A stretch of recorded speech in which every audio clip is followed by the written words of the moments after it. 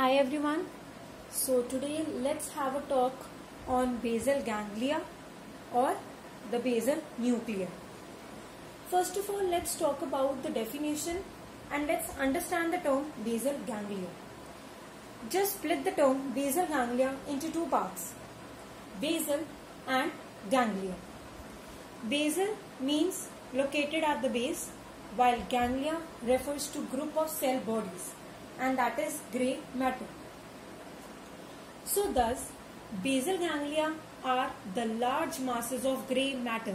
These are large masses of cell bodies which are situated in the basal part of the white core of each of the cerebral hemisphere lateral to thalamus. CS refers to cerebral hemisphere. Okay. So basal ganglia is nothing but they are simply large masses. These are large bundles of the cell bodies which are situated in the basal part of each of the cerebral hemisphere. Okay. Now the basal ganglia term includes 5 structures. Okay. Corpus striatum, colostrum, amygdaloid body, substantia nigra and subthalamus. But when we see anatomically, so the term basal ganglia will include corpus striatum, colostrum, amygdaloid body. While when we consider functionally, so functionally the term basal ganglia includes substantia nigra and subthalamus. So in short, the thing to be remembered here is that corpus striatum, colostrum, amygdaloid body, substantia nigra and subthalamus, these all 5 structures are included within the basal ganglia, and thus these are grey matter and not the white matter. That is, all these 5 structures are the collection of the cell bodies. Okay. Now we'll proceed on to discussing one by one each of these structures. Okay. So yes, let's first begin by discussing. Let's begin with discussing about the corpus striatum first. Corpus striatum includes chordate nucleus and putamen. That is, the chordate nucleus and the putamen put together make up the corpus striatum. Corpus striatum is situated lateral to thalamus, and topographically the corpus striatum is completely divided into the chordate nucleus and the lentiform nucleus by a band of nerve fibers, the internal capsule.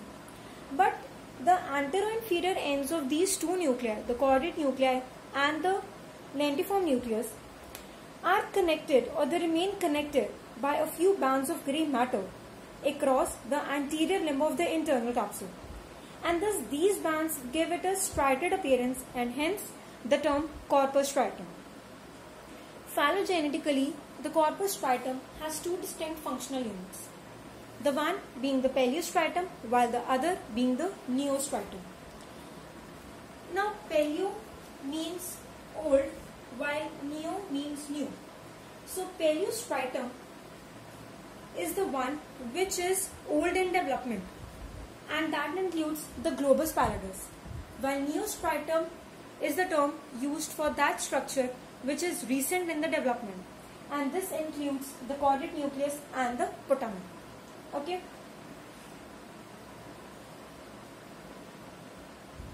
So yes, coming to the chordate nucleus. Chordate nucleus, as you can see, is a large and it is a comma-shaped mass of the grey matter. And chordate nucleus has 3 parts, the head, body and the tail. The head, as you can see, is the large part and it is the anterior part. The head continues as the body and the body continues as the tail. The tail of the chordate nucleus then finally merges with the amygdaloid body. Coming to the detailings of each of the structures mentioned. Talking about head. Head, as you can see, is large and it is rounded. The head forms the floor and the lateral wall of the anterior horn of the lateral ventricle. Coming to the body. The body, as you can see, is long and it is narrower, and the body forms the floor of the central part of the lateral ventricle. Presently, you just only learn it as it is. Then, on the next video, upon the lateral ventricle, I'll clear you that how the chordate nucleus make up the boundaries of the lateral ventricle, of the horns of the lateral ventricle. So just presently you just learn it as it is. On the video on the lateral ventricle, it would be completely clear to you, and then you need not to mug it up. Talking about the tail. The tail is long and slender and it terminates into the amygdaloid body. The amygdaloid body is an almond-shaped mass of the grey matter, okay, and it is situated deep to the uncus. Remember, while discussing the inferior surface,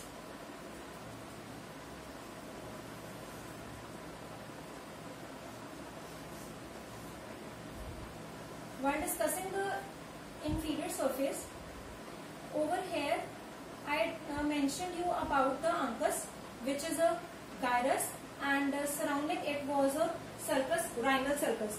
So deep to this uncus is situated the amygdaloid body, which is the almond-shaped mass of grey matter. A for amygdaloid and A for almond.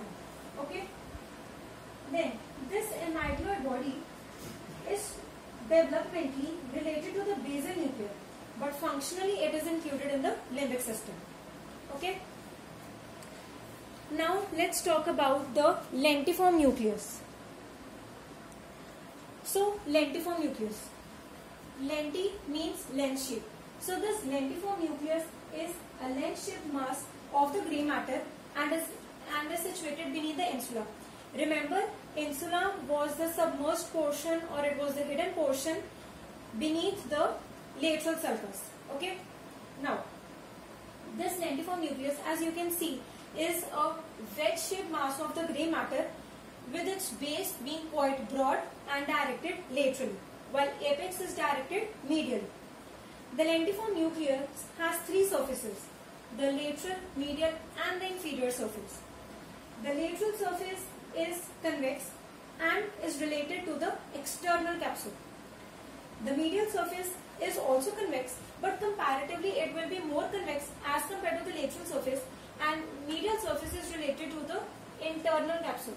See, remember, the lateral surface is related to the external capsule, while the medial surface is related to the internal capsule.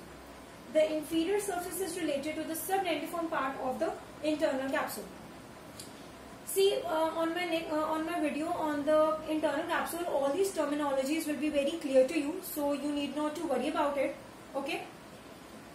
Now, talking about the parts of the lentiform nucleus. As you can clearly see in this diagram, the lentiform nucleus has two parts. The lateral part is the putamen, while the medial part is the globus pallidus. Now, basically, in the lentiform nucleus, there are two sheets of the vertical matter. There are two sheets of white matter. See, the lentiform nucleus as a whole is grey matter. Okay? It is a grey matter. But within it, these two vertical sheets, these are of white matter and are respectively referred to as, this outer one is referred to as the external medullary lamina, or because it is outer, thus outer medullary lamina, while this inner one is referred to as the internal medullary lamina. Okay. Now, as you can see, this external medullary lamina divides the lentiform nucleus into the medial part, globus pallidus, while the lateral part termed as putamen. Okay. Talking about the features of the putamen and the globus pallidus. See, this entire portion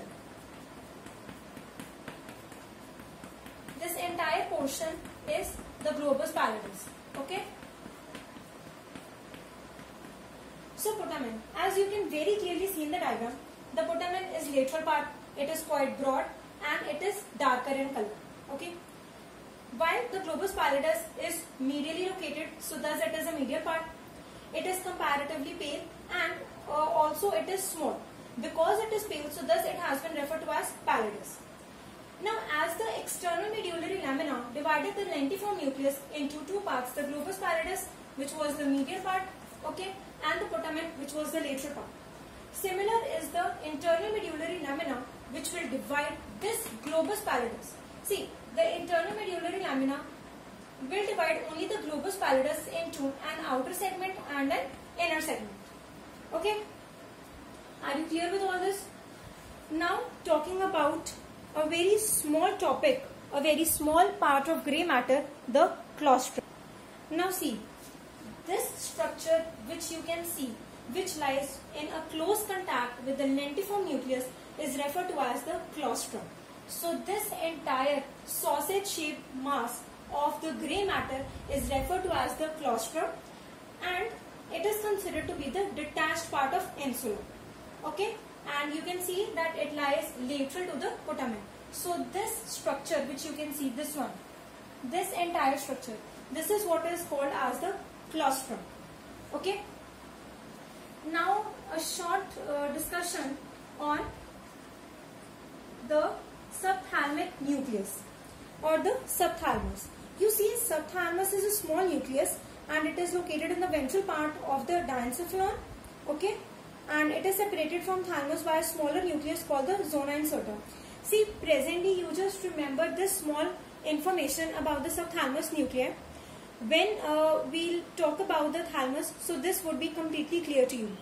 And last one topic is the substantia nigra. Substantia nigra. See, substantia nigra is also a grey matter, but it has been referred to as nigra. Nigra means black in color. Now, substantia nigra is black in color because of the presence of the melanin pigment, and the substantia nigra consists of the dopaminergic neurons. That is the neurons which are rich in the dopamine neurotransmitter.